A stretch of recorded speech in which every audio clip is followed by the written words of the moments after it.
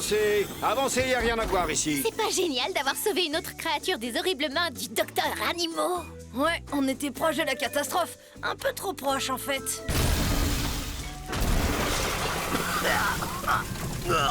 C'est pas bon. Grand-père, tout va bien? Je vais bien. Mais comme Terella n'est pas très en forme... Et je n'aimais pas ce nom non plus. Elle n'a pas l'air si mal que ça.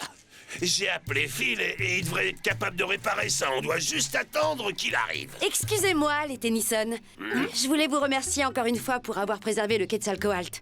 Nous allons l'emmener dans un endroit très sûr. Heureux d'avoir pu vous aider. Je veux venir avec vous. C'est le moins qu'on puisse faire. L'hélicoptère est détruit, grand-père est bouleversé. Et tout ça parce que j'ai perdu le contrôle de mes frères aliens super cool.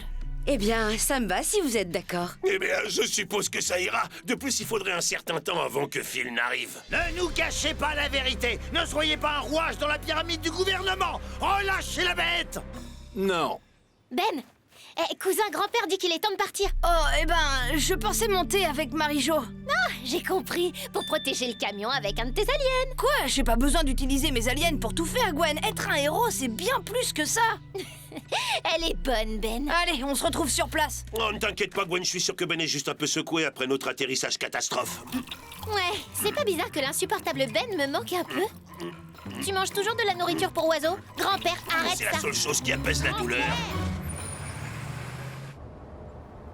Eh, Marie-Jo, j'ai une question. Le cacahuète cake, il est en sécurité dans cette chose? Super hyper en sécurité. Ce camion est recouvert d'un plaquage métallique de 60 cm d'épaisseur. Rien ne pourrait l'atteindre. Il dispose également de 2 unités de congélation géantes qui le maintiennent froid en permanence. Les serpents ont tendance à hiberner en hiver et les poulets sont très résistants au froid. Avec ce système de filtration d'air intégré au sommet, ce camion lui permet de respirer facilement. En d'autres termes, c'est le lit parfait pour une merveilleuse créature. C'est Max. À vous, je vérifie juste si le cornflake est aussi frais qu'un concombre. Grand-père, arrête avec les graines pour oiseaux. Désolé, Papa Ours n'a pas pu entendre ce que t'as dit. Tu dois dire terminé. Terminé.